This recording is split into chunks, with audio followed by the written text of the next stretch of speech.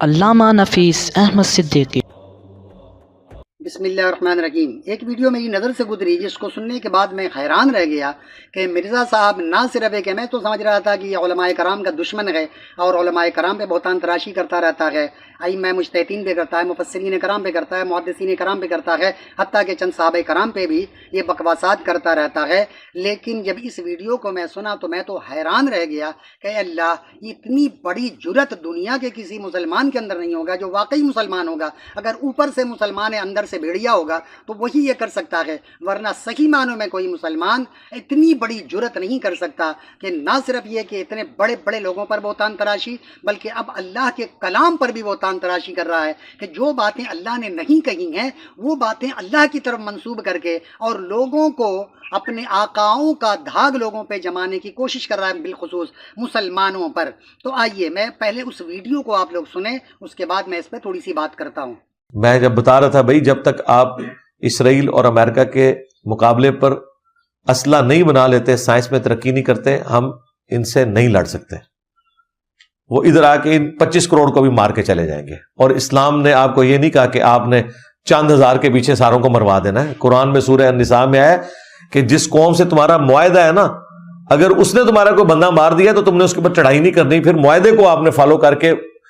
Norms کے ذریعے لے کے معاملے کو چلنا ہے۔ ان کو پتہ ہی نہیں اسلام کا سیاسی نظام کیا ہے۔ سن لیا آپ نے، اور اس جملے کو ایک دفعہ اور سنیں اور اس جملے کو کہیں تحریر کر لیں، لکھ لیں مرزا صاحب کے جملے کو، تاکہ آپ کو کنفیوژن نہ رہے۔ اور انہوں نے کیا کہا ہے کہ قرآن کے سورہ نساء میں ہے کہ جس قوم سے تمہارا معاہدہ ہے نا، اگر اس نے تمہارا کوئی بندہ مار دیا ہے تو تم نے اس پر چڑھائی نہیں کرنی ہے۔ یہ اللہ فرما رہا ہے، بتائیں، یہ اللہ کی طرف منسوب کر رہے ہیں، چڑھائی نہیں کرنی ہے۔ پھر معاہدے کو آپ نے فالو کر کے نارمز کے ذریعے لے کے معاملے کو چلنا ہے۔ یہ تو میں صرف اس بات کو کوٹ کیا ہوں، اس کے علاوہ تو آپ نے ویڈیو میں سن ہی لیا اور کتنے بکواسات اس نے کیے ہیں۔ لیکن یہ جو جملہ ہے، یہ پورا کا پورا جملہ اس نے اللہ کی طرف منسوب کیا ہے کہ اللہ نے سورہ نساء میں یہ فرمایا ہے۔ آپ ذرا غور کریں کہ کیا اللہ تعالیٰ مسلمان کو کوئی گویا مار کر چلا جائے اور مسلمان کو چاہیے کہ وہ ہاتھ پر ہاتھ رکھ کے بیٹھے رہیں،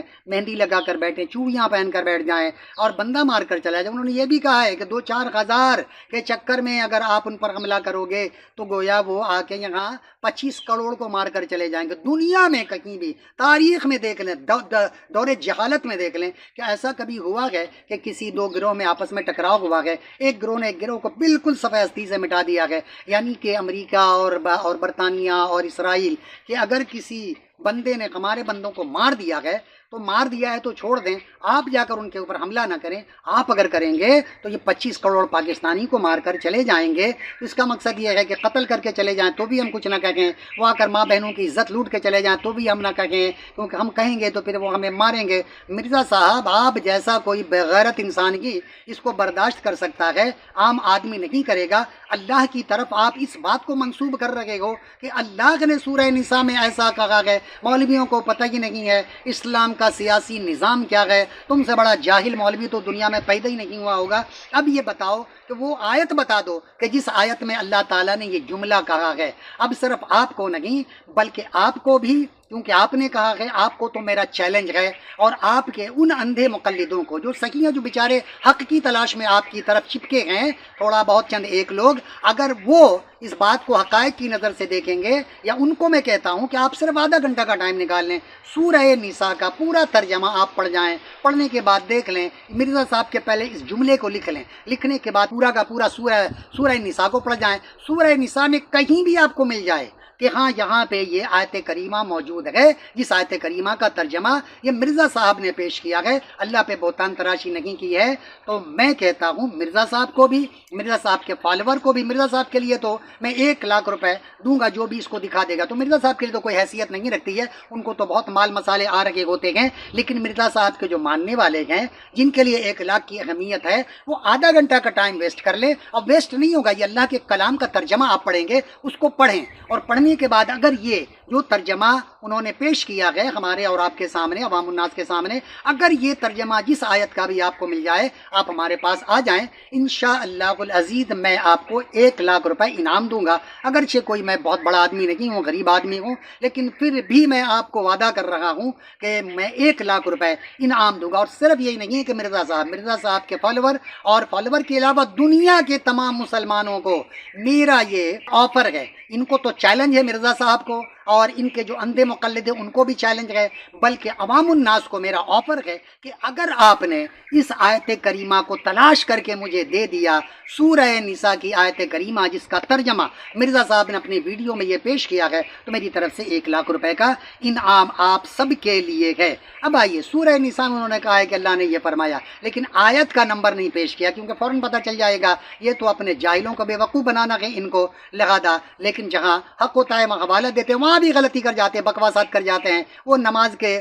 گویا نماز کو اکٹھے کر کے پڑھنے کے حوالے سے ان کے بکواسات دیکھ لیں اور جا کر خود حدیث پاک کو پڑھ لیں، تو آپ کو پتہ چل جائے گا کہ کتنا جھوٹ بولتا ہے یہ۔ اور اب آئیے، سورہ نساء میں وہ تو نہیں ہے، وہ تو قیامت آ جائے گی، لیکن آپ اس آیت کریمہ کو نہیں ڈھونڈ پائیں گے جو مرزا صاحب نے اللہ کی طرف بہتان تراشی کی ہے۔ سورہ نساء میں یہ ضرور موجود ہے، اور میں آیت نمبر آپ کو بتا دیتا ہوں کہ سورہ نساء میں اللہ تعالیٰ نے آیت نمبر 75 میں یہ فرمایا ضرور ہے، اور تمہیں کیا ہوا ہے کہ نہ لڑو اللہ کی راہ میں اور کمزور مردوں اور عورتوں اور بچوں کے واسطے۔ اللہ تعالیٰ کیا فرما رہا ہے؟ سورہ نساء ہی ہے، آیت نمبر 75 ہے، اس میں اللہ تعالیٰ فرماتا ہے کہ اور تمہیں کیا ہوا ہے کہ نہ لڑو۔ اللہ تو کہہ رہا ہے کیا ہوا نہیں لڑو، اور مرزا کہتا ہے کہ مت لڑو، چوڑیاں پہن کے بیٹھے رہو، کھدڑا بن جاؤ تم لوگ، اور وہ لوگ جو چاہیں ہمارے ملک میں آ کے کریں، ہمارے بندوں کو ماریں۔ مرزا صاحب آپ کر سکتے ہیں یا آپ کے اندھے مقلد کر سکتے ہیں؟ تو اللہ تو یہ کہہ رہا ہے اگر اللہ کی ماننا ہے تو پھر آپ کو جب بھی ایسی ضرورت پڑے گی ہم لڑیں گے۔ اور تمہیں کیا ہوا ہے کہ نہ لڑو اللہ کی راہ میں اور کمزور مردوں اور عورتوں اور بچوں کے واسطے جو یہ دعا کر رکھے ہیں کہ اے رب ہمارے ہمیں نکال اس بستی سے جس کے لوگ ظالم ہیں، اور ہمیں اپنے پاس سے کوئی حمایتی دے دے، اور ہمیں اپنے پاس سے کوئی مددگار دے دے۔ تو اللہ تو یہ فرما رہا ہے کہ مسلمانوں تمہیں کیا ہوا ہے کہ تم نہیں لڑ رہے ہو؟ وہ ان لوگوں کو کس طرح بے دردی سے مارا جا رہا ہے، جیسا کہ فلسطین میں آج اسرائیل جو مظالم ڈھا رہا ہے، مرزا اس کے خلاف بکواسات نہیں کر رہا ہے، اس کے خلاف باتیں نہیں کر رہا ہے کہ کتنا ظلم ہو رہا ہے، لیکن یہی کوئی مسلمان کی معمولی غلطی کو پہاڑ بنا کر عوام الناس کے سامنے پیش کرتا ہے۔ حد تو یہ ہے کہ وہ رائے بھی نہیں ہوتی اور یہ پہاڑ بنا دیتا ہے۔ اب اسی آیت کریمہ کو دیکھ لیں، اللہ کی طرف بہتان تراشی کر رہا ہے۔ اللہ نے ایسی کوئی آیت کریمہ، کوئی ایسی بات قرآن پاک میں نہیں کہی ہے، تو مجھے لا کر دکھا دیں، لہذا میں مان لوں گا کہ واقعتاً یہ مرد کا بچہ ہے، ورنہ یہ میں کہوں گا کہ یہ گویا کھدڑا ہے اور دوسروں کو کھدڑا بنانے کی کوشش کر رہا ہے۔ تو اللہ نے یہ فرمایا۔ اور آئیے، ہاں، سورہ نساء میں اللہ تعالیٰ نے یہ بھی فرمایا ہے، یہ مرزا جیسے لوگوں کے لیے اللہ تعالیٰ نے یہ ضرور فرمایا ہے۔ سورہ نساء آیت نمبر 50 میں ہے کہ بسم اللہ الرحمن الرحیم، انظر کیف یفترون علی اللہ الکذب وکفی بہ اثما مبینا۔ انظر کیف یفترون علی اللہ الکذب وکفی بہ اثما مبینا۔ کیا فرمایا؟ دیکھو کیسا اللہ پہ جھوٹ باندھ رہے ہیں یہ مرزا جیسے لوگوں کے لیے، جیسا کہ اس نے سورہ نسائی کے حوالے سے اللہ پہ جھوٹ باندھا ہے، بہتان تراشی کی ہے۔ تو اللہ فرما رہا ہے دیکھو یہ کیسا اللہ پہ جھوٹ باندھ رہے ہیں، اور یہ کافی ہے سری گناہ، یہ سری گناہ ہے اللہ پہ جھوٹ باندھنا۔ اور سنیے، پارہ نمبر 24 کی جو سب سے پہلی آیت، اس میں اللہ تعالیٰ نے کیا فرمایا ہے کہ بسم اللہ الرحمن الرحیم، فمن اظلم ممن کذب علی اللہ، فمن اظلم ممن کذب علی اللہ۔ اللہ نے کیا فرمایا؟ ترجمہ، تو اس سے بڑھ کر ظالم کون، اس سے بڑھ کر ظالم کون جو اللہ پہ جھوٹ بولے، اللہ پہ جھوٹ بولے، جیسا کہ مرزا کہہ رہا ہے اس سے بڑا بدبخت اور ظالم کون ہو سکتا ہے۔ اب آئیے، ایسے جھوٹوں کے بارے میں رسول پاک نے کیا فرمایا ہے؟ حدیث پاک ہے، صحیح بخاری حدیث نمبر 108 میں اللہ کے پیارے نبی نے فرمایا ہے کہ آپ صلی اللہ علیہ وآلہ وسلم نے فرمایا، جو شخص میرے نام سے وہ بات کہے جو میں نے نہیں کہی، وہ اپنا ٹھکانہ جہنم میں بنا لے۔ میری طرف کیا فرمایا، جو شخص میرے نام سے وہ بات کہے جو میں نے نہیں کہی وہ اپنا ٹھکانہ جہنم میں بنا لے۔ اور ایک حدیث پاک میں ہے کہ جو جان بوجھ کر ایسا کرے، تو مرزا صاحب کا تو ریسرچ سینٹر ہے، قرآن کا آپ حوالہ دے رکھے ہو اور قرآن کی آیت آپ نے پیش نہیں کی، گویا یہ دیدہ دانشتہ اللہ تعالیٰ کی طرف آپ بہتان تراشی کر رکھے ہو۔ تو یہ حضور کی طرف بہتان تراشی کرنے میں کہ جو بات حضور نے نہیں کہی ہے، اگر وہ بات کوئی بندہ حضور کی طرف منسوب کرے کہ اللہ کے پیارے نبی نے یہ بات کہی ہے، لہذا وہ اللہ کے پیارے نبی نے اگر نہیں کہی ہے تو اللہ کے پیارے نبی فرماتے ہیں کہ وہ اپنا ٹھکانہ جہنم میں بنا لے۔ تو جب بتائیں کہ حضور کی طرف اگر کوئی غلط بات منسوب کرے، وہ بات کہ جو حضور نے نہیں کہی، کہے کہ حضور نے یہ کہا ہے، تو وہ اپنا ٹھکانہ جہنم میں بنا لے۔ تو جو شخص اللہ کی طرف ایسی بات کرے جو اللہ نے نہیں کہی ہے، تو پھر اس کا ٹھکانہ کہاں ہوگا؟ آپ اندازہ لگا سکتے ہیں، پھر تو جہنم کا وہ نچلا طبقہ ہوگا کہ جہاں اللہ تعالیٰ نے جس نچلے طبقے کو منافق کے لیے بنایا ہے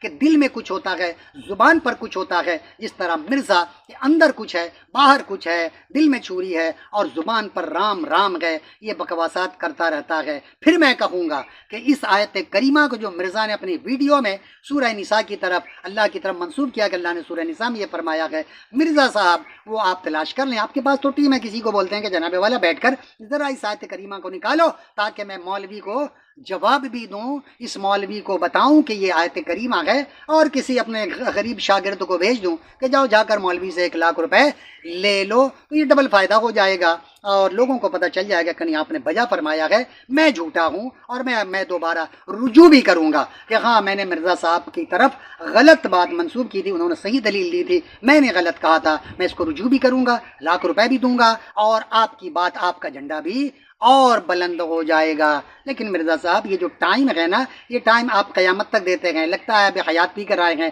یا چونکہ شیطان والی اگر آپ کو حیات مل گئی ہوگی، چونکہ وہ قیامت تک رہے گا، قیامت کے بعد بھی جہنم میں ڈالا جائے گا، تو اگر واقعتاً اس سے کہیں کوئی خاص تعلق ہے تو پھر تو آپ قیامت تک رہیں گے، اس لیے آپ قیامت تک کا چیلنج کرتے ہیں لوگوں کو، ٹائم قیامت تک۔ ابھی قیامت تک